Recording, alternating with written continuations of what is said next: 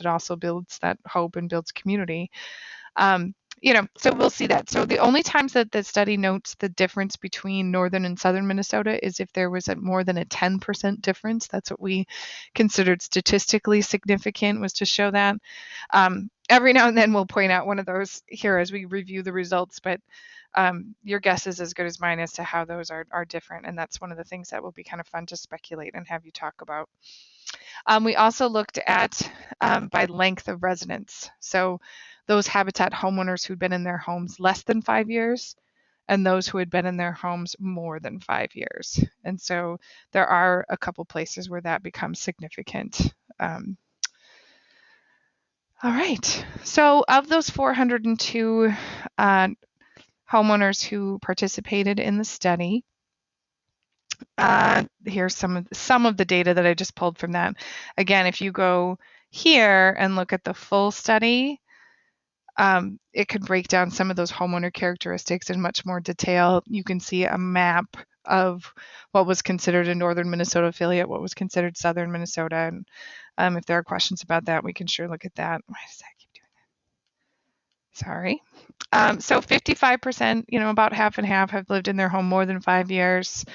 The others were less than 5 years, so we had a good mix there.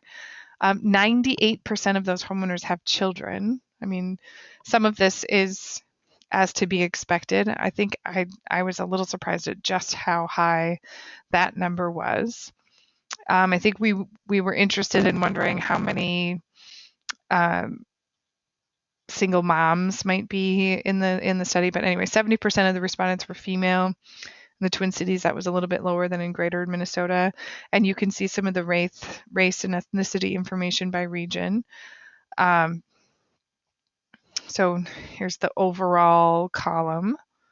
Northern Minnesota, maybe not surprisingly, had a larger American Indian population. Southern Minnesota had more of an African Native and Latino population than the Northern Minnesota. And Twin Cities, the largest group of respondents were African Native, and second largest were Black or African American. So it's just really an interesting mix to look at how that plays out, and that's some good data to think about. I keep looking to see if any hands are raised or if we have questions yet. But so overall, what we were delighted to find out after surveying statewide was that 92% of homeowners said their lives were better. The piece, when I asked Paul Matesic, the executive director of Wilder Research, and he was also the lead researcher on this project, what stood out for him, what did he think was unique about this, or was there anything that he was particularly surprised by? And what he said is it was really this piece, in that oftentimes they can do studies and there might be a positive response or a positive correlation between a particular program and the recipient of the program, of their outcomes. But the fact that such a huge percentage of our homeowners not only said their lives were better, but clearly said that they attribute that positive change either completely or a lot to Habitat for Humanity. So there is something about the process of homeownership, about this habit, the way Habitat works, that is really having that impact and getting those results. Throughout the study, there are, the beauty of doing the phone interviews is that we are able to capture so many wonderful testimonials and quotes. And so, we'll continue to be able to use those. But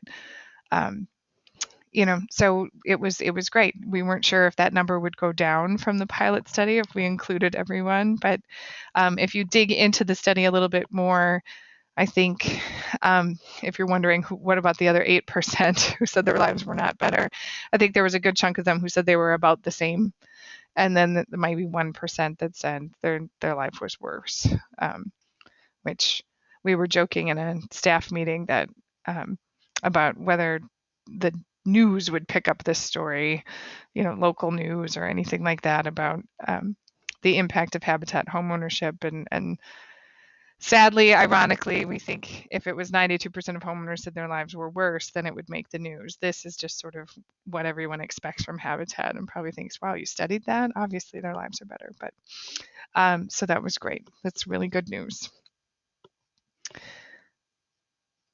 So then in some of these other sections, we did confirm, the study confirms that homeowners do feel safe. They feel safe in their homes. There were just questions, and we didn't distinguish. One of the things that we discussed in our staff conversations was sort of our own perception of what safety meant or what we thought people might be responding to. And so some people in their testimonials were talking about just physical safety of their home, sort of, I don't have to deal with mold anymore, or dangerous wiring, or things like that. And others might have been more focused on the safety of their neighborhood or the safety around their house. And so this particular quote just captures a little bit of both of that it wasn't open-ended, and it was really about homeowners' perception of what safety meant to them. But 90% feel more safe in their homes, 80% felt safer than they were in their previous homes, and it was a similar percentage about their children's safety. And interestingly enough, it was relatively similar across all regions, Greater Minnesota and in the Twin Cities, about that sense of safety. So but this quote, just before, we were living in a drug-infested neighborhood in a tiny little house that had been made into a duplex, and so then there's that piece of the safety outside of the home, but also that there had been lead paint and no furnace filter, a hole in the furnace which would leak. So that's the kinds of changes that people are experiencing because of those habitat homes and with that safety. So regarding health, so along with health, after safety, then we did ask homeowners about improvements in their health. And so there's some other data there, but the big piece that we're trying to highlight here is that homeowners do report improvements in respiratory conditions. So first off, it would ask homeowners who were responding to the survey whether anybody had a respiratory illness.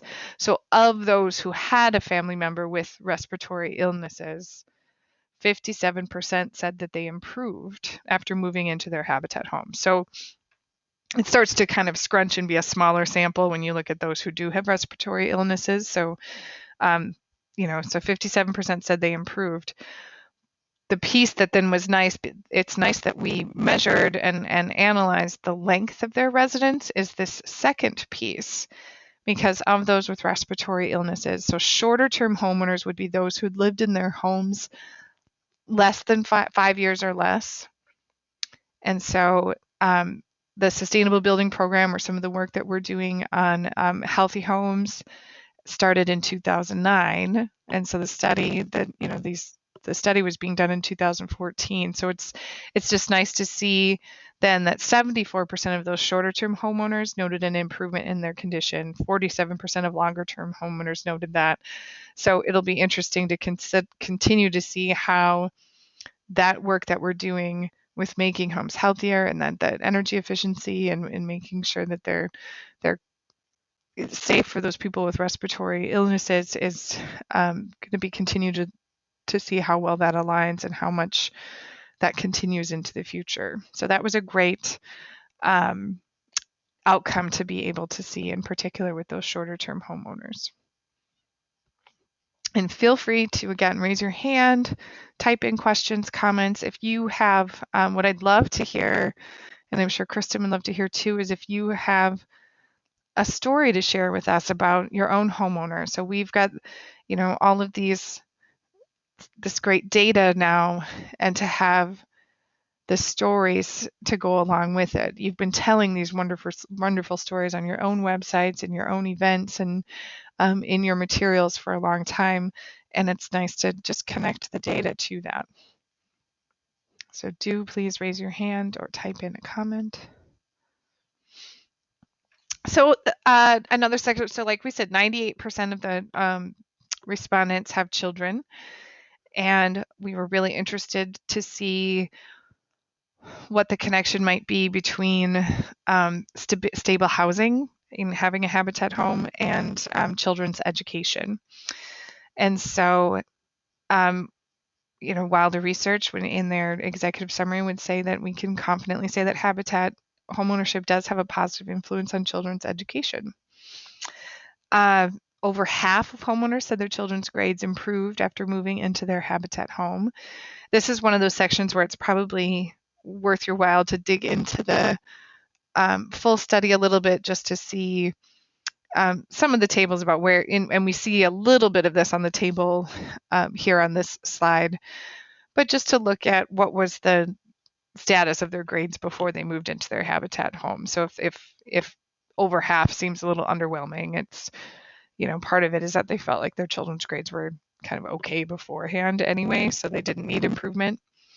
But for those families, so if we look here, I think you can see my arrow in the fair and the poor area. So if the habitat homeowners said their the kind of the worse they were doing before, the bigger the impact that it had on that improvement in their children's grades and study habits. So this is similar for study habits as well. So those who were struggling most in their previous housing situation, then having a habitat home impacted that improvement in a higher percentage. So this is it's a small group who said their children's grades were poor before their habitat home, but 100% of those said that they did better, and 46%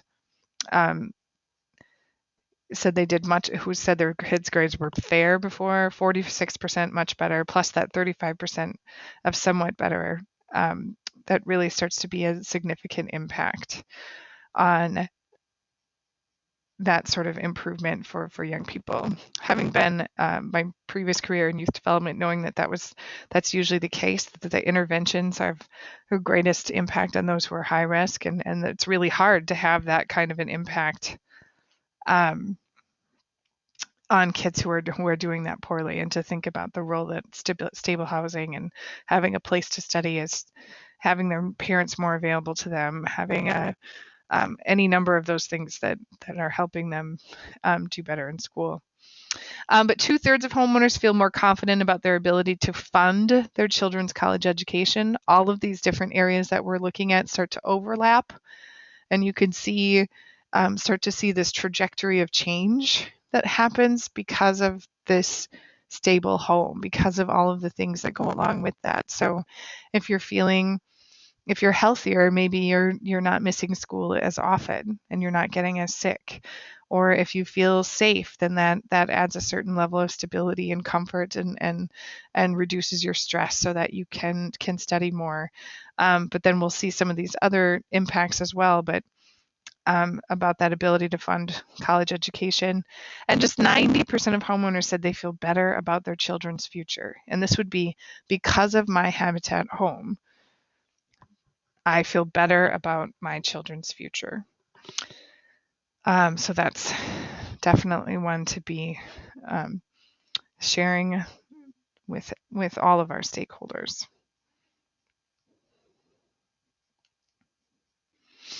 And so this, regarding education, the study also asked about adult education as well. And so again, looking at that trajectory of change and how all of these different areas start to overlap in order to provide this overall improvement in quality of life. In 92% of the habitat homes, so if we add up the homeowners who personally started or completed higher education or training programs, those who plan to start, and other adults who either started or completed or plan to start, 92% of the habitat homes, at least one adult started, completed, or plans to start higher education or training programs after moving in. Which again, maybe that starts to, if you have a better job and if you're making more money, maybe then that contributes to feeling more confident about being able to fund your children's college education. Or if you've already explored how to fund it for yourself, that might add to some of that confidence for being able to do that for your children then as well.